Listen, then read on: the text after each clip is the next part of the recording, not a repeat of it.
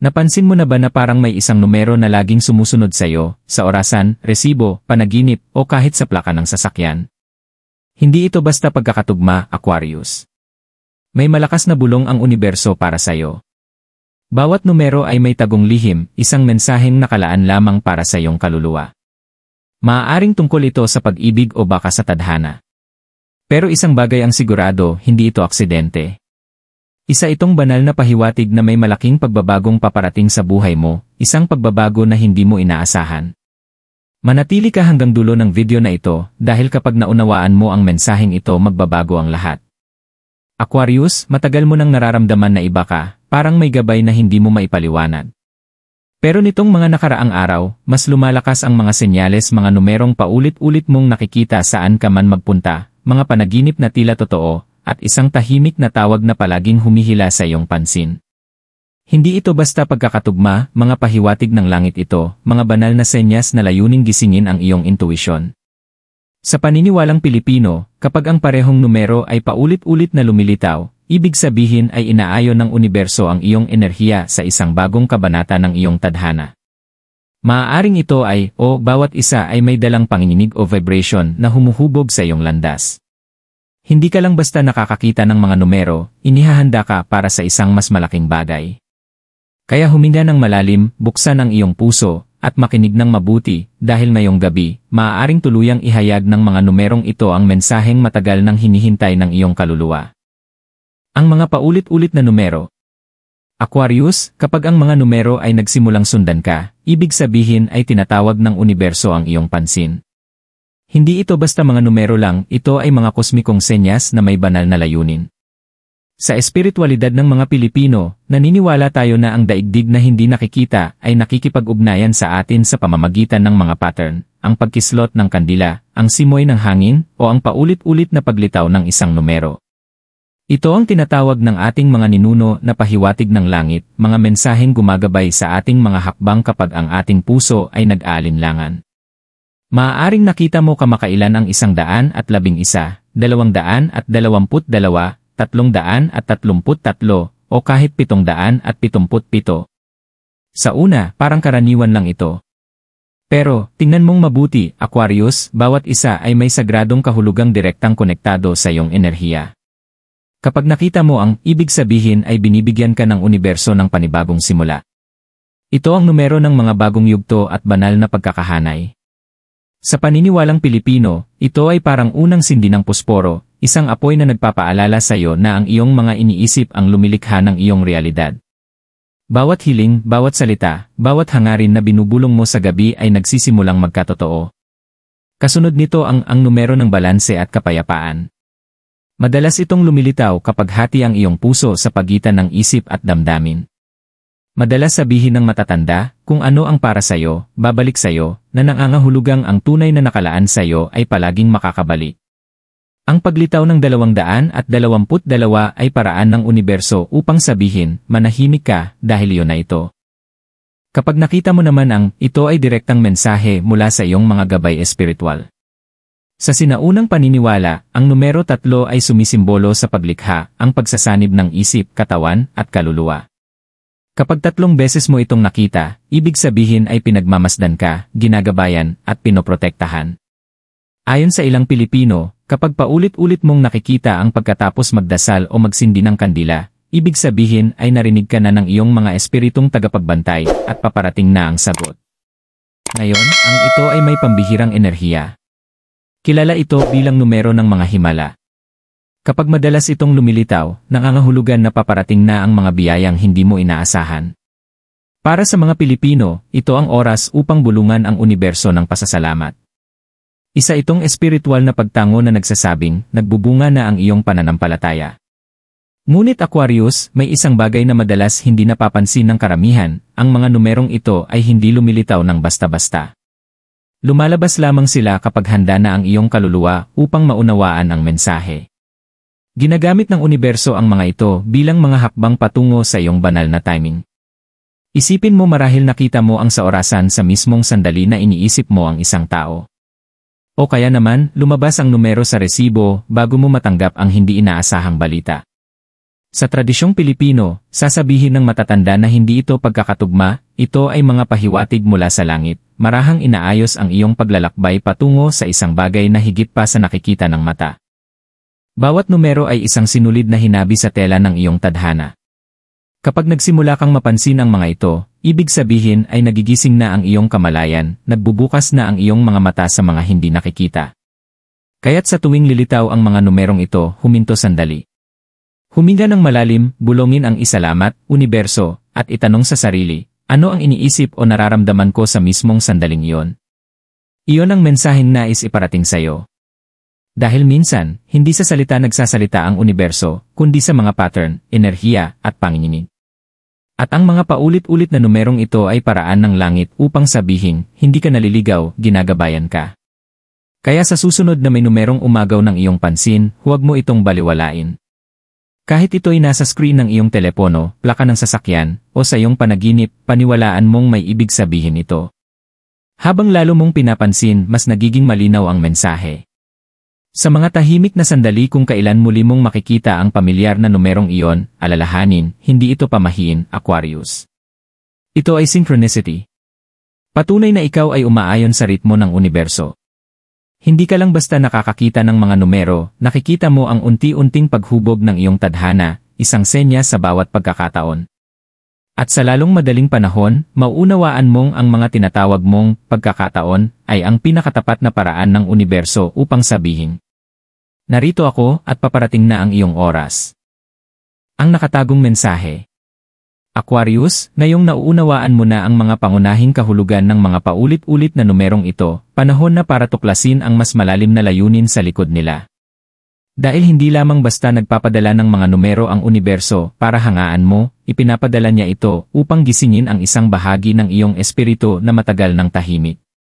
Bawat numerong nakikita mo ay may dalang damdamin, alaala, at enerhiya, lahat ay idinisenyo upang gabayan ka patungo sa pinakamataas mong landas. Sa espiritualidad ng mga Pilipino, naniniwala tayo na kapag paulit-ulit bumabalik ang isang pattern, hindi iyon pagkakamali, iyon ay etsyo ng kaluluwa. Paraan iyon ng langit upang bulungan ka, anak, pakinggan mo to. Ang mga bulong na ito ay madalas dumarating sa mga sandaling naguguluhan ka, nalilito ang puso mo, o tila matagal nang hindi nasasagot ang iyong mga dasal. Kung madalas mong nakikita ang mga numerong ito sa mga panahong malungkot o litong-lito ka, tandaan, hindi sila paalala ng mga nawala, kundi pangako ng mga paparating. Sinasabi sa iyo ng universo, nakikita ka, naririnig ka, at inihahanda ka. Tuklasin natin ang mas malalim na mensahe. Kapag lumitaw ang 111 matapos ang isang mabigat na pag-iisip, ito ay paraan ng langit upang sabihin, makapangyarihan ang iyong isipan. Baguhin mo ito at mababago mo ang iyong buhay. Sa sandaling iyon, nagiging pintura ang iyong isipan at ang buhay mo ang canvas.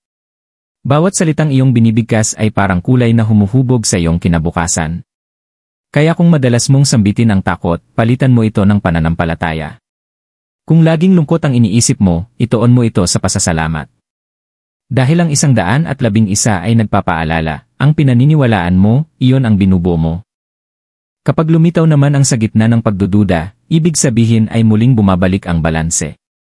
Isa itong espiritual na pause, isang marahang topic mula sa universo na nagsasabing, magtiwala ka sa tamang oras. Para sa mga Pilipino, ito ang ibig sabihin ng kasabihang, may tamang oras ang lahat. Maaaring hindi mo pa nakikita ang kasagutan ngayon, pero gumagalaw na ang enerhiya pabor sa iyo. At kapag nakita mo ang, lalo na matapos magsindi ng kandila o magdasal ng tahimik, hindi ito basta pagkakataon, ito ay kumpirmasyon. Narinig ka na ng mga espiritu. Sa paniniwalang Pilipino, sagrado ang bilang na 3, sumisimbolo ito ng pagkakaisa sa pagitan mo, ng langit, at ng daigdig na hindi nakikita. Kapag ito ay inulit ng 3 beses, ibig sabihin ay gumagalaw na ang iyong mga tagapangalaga sa likod ng mga pangyayari, inaayos ang mga tao at pagkakataon upang maihanay ka sa iyong tadhana. Ngayon, pag-usapan natin ang numero ng mga himala. Lumilitaw ito kapag nagtiwala ka na, kapag isinuko mo na ang iyong mga takot sa may kapal, at kapag malapit na ang mga biyaya. Madalas itong makita bago ang mga breakthrough, pinansyal, emosyonal, o espiritual. Sabi nga ng iba, kapag lumitaw ang pagkatapos ng hirap, ito ay paraan ng langit upang sabihin na pagtagumpayan mo na ang pagsubok. Ngunit Aquarius, tandaan ito, lubos mo lamang mauunawaan ang kapangyarihan ng mga numerong ito kapag huminto ka at nakinig. Hindi kailanman sumisigaw ang universo, ito ay bumubulong. At lumalakas lamang ang bulong na iyon kapag natahimik na ang iyong takot. Ang mga senyales na nakikita mo ay hindi upang takutin ka, kundi tulungan kang umiwas sa pagkakamali at ilapit ka sa mga himala. Isipin mo ang mga nagdaang araw. Napansin mo bang lumilitaw ang mga numerong ito tuwing nakakaramdam ka ng lungkot, pangungulila, o pag-asa? Hindi iyon basta-basta. Sa bawat paglitaw nila, sinasabay ng universo ang tibok nito sa tibok ng iyong puso, tahimik, banayad, ngunit puno ng buhay. Sa kulturang Pilipino, may paniniwala na ang mga numero ay may kaluluwa. May dalang layunin ang bawat isa, at kapag dumikit na sila sa iyong landas, hindi sila bibitaw hanggang maunawaan mo ang kanilang mensahe. Kaya kapag sinusundan ka ng mga numerong ito, ibig sabihin ay may sagradong bagay na nangyayari. Tinutawag ka nilang gisingin ang bahagi mo na nakalimutan kung gaano kalakas ang iyong enerhiya. At kung napanaginipan mo pa ang mga numerong ito, mas malalim pa ang mensahe. Ang mga panaginip ay tulay sa pagitan ng pisikal at espiritual na mundo. Kapag paulit-ulit na lumilitaw ang parehong mga numero sa iyong panaginip, ibig sabihin ay ang iyong mga ninuno mismo ang nakikipag-usap sa pamamagitan ng mga simbolo. Maaaring ito ay magulang, lolo o lola, o isang anghel na tagapangalaga, lahat sinasabi, hindi ka nag-iisa. Aquarius, ikaw ang tinatawag na visionary, ang nakakakita ng higit sa nakikita ng iba. Ipinapadala sa iyo ng universo ang mga pattern na ito dahil ikaw ay itinakdang makaunawa sa mas malalim na antas. Ang mga numerong ito ay salamin ng iyong kaluluwa, ipinapakita nila kung ano ang iyong minamanifest, kinatatakutan, at inaasahan. At kapag paulit-ulit silang lumilitaw, ibig sabihin ay papasok ka na sa panahon ng alignment, kung saan ang iyong isip, puso, at tadhana ay sabay nakikilos bilang isa. Kaya sa susunod na muling makita mo ang pamilyar na numerong iyon, huminto. Huwag mo lang itong tingnan at kalimutan. Huminga. Ngumiti. Bulungan ang langit ng munting pasasalamat. Dahil iyon ang senyas na hindi ka nakalimutan ng universo. Inihahanda ka nito para sa isang banal na turning point, isang pagbabagong magpapakita ng sarili nito sa oras na hindi mo inaasahan. At kapag dumating na ang sandaling iyon, mapapagtanto mong bawat numero, bawat pagkakatugma, bawat bulong, lahat ay nagtuturo sa iyo papunta rito. Sa mismong sandaling ito ng paggising. Ang enerhiya ng pagpapakita Aquarius, ngayong nauunawaan mo na ang kahulugan at mensahe sa likod ng mga numerong ito, ang susunod na hakbang ay matutunang gamitin ang kanilang enerhiya. Dahil ang mga senyas lamang ay hindi nagbabago ng buhay mo, ang tugon mo sa kanila ang tunay na nagdudulot ng pagbabago. Ang mga numero ay parang mga pintuan, ngunit ikaw ang dapat magpasyang tumawid. Sa paniniwalang Pilipino, bawat numerong sumusunod sa iyo ay may dalang panginginig o vibration, isang uri ng enerhiya na maaari mong iayon sa pamamagitan ng iyong mga salita, damdamin at ritual. Sa sandaling mapansin mo ang isang paulit-ulit na numero, nagbabago ang iyong frequency. Para bang iniimbitahan ka ng langit na makibahagi sa sarili mong himala. Kapag muli mong nakita ang mga numerong iyon, huwag ka lang umiti at lumakad palayo. Huminto. Huminga. Kausapin ang universo na para bang nasa tabi mo lang ito dahil nariyan nga ito. Bulongin mo. Kung mensahe ito para sa akin, handa akong tanggapin ito ng may pasasalamat. Ang simpleng pagkilalang iyon ay nagbabago ng senyas tungo sa buhay na enerhiya. Ipinapakita nito sa espiritual na daigdig na gising ka, mulat ka, at handang umayon. Sa mga sinaunang Pilipino, ang manifestation ay hindi lang basta pagnanais, ito ay tungkol sa pakiramdam, ang sining ng pagdama. Hindi nila ginagamit ang salitang i-manifest, sa halip, nagtitiwala sila sa kutob, panaginip at damdamin.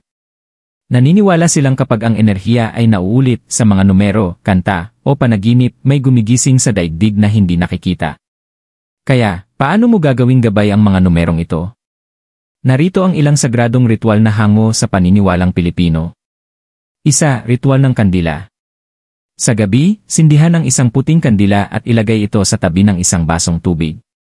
Habang nasusunog ang apoy, ituon ang isip sa numerong sumusunod sa iyo. Bulongin ang iyong saloobin na parang nakikipag-usap ka sa iyong anghel na tagapangalaga. Nakikita ko ang iyong mensahe, 111. Handa ako sa mga bagong simula. Gabayan mo ako patungo sa para sa akin. Hayaan mong masunog ang kandila ng hindi bababa sa 7 minuto, ang bilang na sagrado para sa pamahiing Pilipino na sumisimbolo sa kaganapan at biyaya. Pagkatapos, ibuhos ang tubig sa lupa o sa halaman bilang simbolo ng pagpapakawala ng iyong hangarin sa kalikasan. 2. Ritual ng asin. Kung nakikita mo ang mga numerong tulad ng O sa mga araw na mabigat ang loob mo, maaaring ito ay paalala ng universo na linisin ang iyong enerhiya. Sa mga tahanang Pilipino, naniniwala tayong sumisipsip ng negatibong enerhiya ang asin. Maglagay ng kaunting asin sa isang mangkok ng maligamam na tubig, at habang naghuhugas ng kamay o mukha, bulongin. Pinalalaya ko ang lahat ng enerhiyang hindi na para sa aking kapayapaan. Mararamdaman mong gumagaan at luminaw ang iyong isip dahil hindi lang senyas ang mga numero, ipinapakita rin nila kung ano ang kailangang linisin. 3. Ritual sa salamin. Kapag lumitaw ang ito ay tawag upang maniwala sa sarili mo. Humarap sa salamin, ilagay ang kamay sa dibdib at sabihin, "Ako ay nakaayon. Ako ay pinili. Ako ay handa." Sa tradisyong Pilipino, ang salamin ay daan ng katotohanan, hindi lang nito ipinapakita ang iyong mukha, kundi pati ang iyong espiritu. Ang maliit na ritual na ito ay nagiging paraan upang gawing personal na lakas ang mensahe ng mga numero. 4. Ritual ng pasasalamat. Kung madalas mong makita ang maghanda ng maliit na mangkok ng bigas at ilagay dito ang 3 barya. Hawakan ito at sabihin, "Salamat sa mga biyayang dumarating." Ilagay ito sa iyong altar o sa may bintana sa loob ng isang gabi bago mo ibalik ang bigas sa kalikasan. Ang ritual na ito ay tanda ng pananampalataya bago dumating ang himala, isang paniniwala na malalim sa kulturang Pilipino. Aquarius, tandaan, ang mga ritual na ito ay hindi tungkol sa pamahiin, kundi sa pagkakahanay ng enerhiya. Kapag ginawa mo sila ng may dalisay na hangarin, inaayos mo ang sarili mo sa parehong daloy ng universo. Ipinapakita mo sa langit na handa kang makiisa sa paglikha ng sarili mong kapalaran. Ngunit huwag mong kalimutan ang pinakamahalagang katotohanan, ang manifestation ay hindi tungkol sa kontrol, ito ay tungkol sa tiwala. Hindi mo pinipilit ang universo na kumilos, nakikihalubilo ka lamang sa ritmo nito. Ang mga paulit-ulit na numero ay patunay na umiiral na ang ritmo, sumasabay ka lamang sa tugtugin ng kapalaran. Kung sa mga nagdaang araw ay nakakaramdam ka ng pagkahinto o pagkalito, ito ay paalala ng langit na hindi ka nakalimutan. Nasa pagitan ka lang sa sagradong espasyo kung saan sinusubok ang pananampalataya at inihahanda ang tadhana. Kaya, kapag muling lumitaw ang isang numero, huwag mo itong baliwalain. Ngumiti at bulongin ang simpleng dasal. Salamat, universo, sa hindi mo pagsuko sa akin. Dahil minsan, Aquarius, ang manifestation ay hindi tungkol sa paghingi ng mas marami, kundi sa pagkilala na mayroon ka na ng lahat ng kailangan mo upang magsimula. Ang mga senyas ay naroon upang gisingin ang pasasalamat, at ang pasasalamat ay tulay sa pagitan ng mayroon at ng darating. Hindi ka isinumpa, ikaw ay itinatama. Hindi ka malas, ikaw ay pinapanday. Bawat paghinto, bawat katahimikan, bawat numero, ay sagradong sinulid na humihila sa iyo patungo sa mas mataas mong layunin. Kaya bago ka matulog ngayong gabi, tingnan ang iyong mga kamay at bulongin. Ang mga kamay na ito ang tatanggap ng mga biyayang para sa akin. Pagkatapos, ipikit mo ang iyong mga mata at tandaan, kapag muling lumitaw ang mga numero, hindi iyon basta pagkakataon. Iyon ang universo na sumasagot pabalik. Ang pahayag Aquarius, napansin mo ba? Patuloy ang mga senyas. Ang mga numero ay palaging nagpapakita sa iyong telepono, sa mga orasan, sa iyong mga panaginip at minsan, parang nakakapanindig balahibo na para bang sinusundan ka mismo ng universo sa bawat hakbang mo. Ngunit ngayon, panahon na upang maunawaan kung bakit. Ang totoo, hindi kailanman naging basta-basta ang mga numerong ito. Sila ay mga gabay na liwanag, maliliit na alab na ipinadala ng langit upang ipaalala sa iyo kung sino ka talaga. Matagal mo nang hinahanap ang mga kasagutan sa labas mo, ngunit sa simula pa lang, ang universo ay direktang nakikipag-usap sa iyo sa pamamagitan ng mga code, pattern, at numero. Nakikita mo, Aquarius, matagal nang sinusubok at hinuhubog ang iyong kaluluwa. Ang mga pagkaantala, katahimikan, at paghihintay, hindi iyon mga parusa, kundi paghahanda. Bawat numerong nakita mo ay bahagi ng iyong espiritual na wika, paalala na hindi ka naglalakad mag-isa sa landas na ito. Tahimik na hinabi ng universo ang iyong tadhana sa likod ng mga pangyayari, inaayos ang bawat tao, sandali, at pagkakataon para sa paparating mong tagumpay. Kapag nakita mo ang, hindi lang iyon tungkol sa bagong simula, ito ay bulong ng langit na nagsasabing, muling magsisimula ang iyong kwento. Kapag lumitaw ang, ibig sabihin ay muling bumabalik ang balanse sa iyong buhay. Kapag nakita mo ang, ito ay tanda na lumalapit na ang iyong mga gabay espiritual, gumagalaw sa likod ng tabing. At kapag dumating ang, iyon ang iyong palatandaan na ang mga himala ay nabubuo na. Madalas sabihin ng mga matatandang Pilipino, may mga bagay na hindi mo kailangang intindihin, kailangan mo lang maramdaman. May mga bagay talaga na hindi kailangang unawain ng isip, kundi damhin ng puso. At iyon mismo ang paglalakbay na ito ng mga numero, hindi lohika, kundi pakiramdam. Iyong tahimik na kilig sa dibdib kapag may nangyayaring hindi mo maipaliwanag, ngunit alam mong may kahulugan. Ito ang pahayag, hindi ikaw ang humahabol sa mga senyas. Ang mga senyas ang humahabol sa iyo. Dahil ikaw ay piniling magising.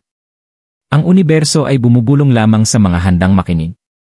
At ikaw, Aquarius, ay dumating na sa sandaling iyon ng kahandaan. Ang mga numero ay hindi naghuhula ng iyong kinabukasan, inihahanda nila ang iyong puso upang tanggapin ito. Lahat ng sandaling inakala mong key coincidence ay mga kumpirmasyon pala.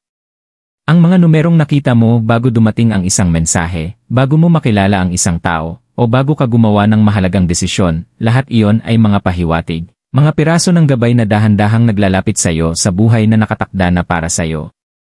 Hindi aksidente na nakita mo ang mga palatandaang ito. Paraan ito ng langit upang sabihin, panahon na para maalala mo ang iyong kapangyarihan. At ngayon, habang naririnig mo ang mga salitang ito, nararamdaman mo, hindi ba? Ang kakaibang katahimikan na may halong pag-asa. Dahil sa kaibuturan ng iyong kaluluwa, alam mo na may banal na bagay na kasalukuyang nangyayari. Sa lalong madaling panahon, Aquarius, lilingon ka at mapagtatanto mong bawat numerong nakita mo ay bahagi ng isang sagradong mapa. Isang mapa na nagdala sa iyo rito, sa kaliwanagan, sa pananampalataya, at sa pagkakahanay. Ang mga numero ay hindi kailanman ang destinasyon. Sila ang daan pabalik sa iyong kaluluwa. Aquarius, ngayong narinig mo na ang mensahe, huminga ng malalim. Damhin ang katahimikan na unti-unting bumabalot sa iyong puso. Nagsalita na ang mga numero, tumugon na ang universo, at nagising na ang iyong espiritu. Ang mga bagay na dati nakalilito ay nagsisimula ng maging malinaw, bawat paulit-ulit na numero, bawat kisap ng liwanag, bawat tahimik na sandali na nagtanong ka kung may mas dakilang puwersang kumikilos sa paligid mo, totoo nga. Ngayong gabi, bago ka matulog, sindihan mo ang isang maliit na kandila. Bulongin mo ang iyong pangalan at sabihin ng marahan. Handa ako. Nakaayon ako. Tiwala ako sa landas na nasa harapan ko. Ito ang huling ritual ng pananampalataya, ang paraan mo ng pagsasabi sa langit na nauunawaan mo na. Hindi ka naligaw. Hindi ka nakalimutan. Ginabayan ka lamang dahan-dahan sa pamamagitan ng bawat banal na senyas. Tandaan, Aquarius, ang manifestation ay hindi nagsisimula sa pagnanais, kundi sa paniniwala. Pinakikinggan ng universo ang puso mo sa mga sandaling ito ay nagsasalita sa katahimikan.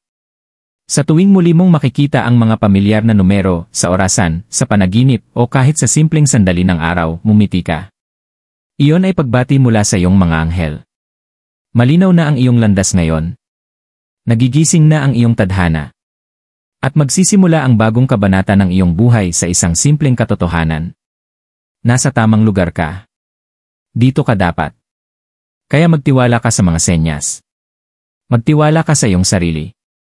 At higit sa lahat, magtiwala ka sa universo. Dahil matagal na nitong ginagabayan ang iyong paglalakbay.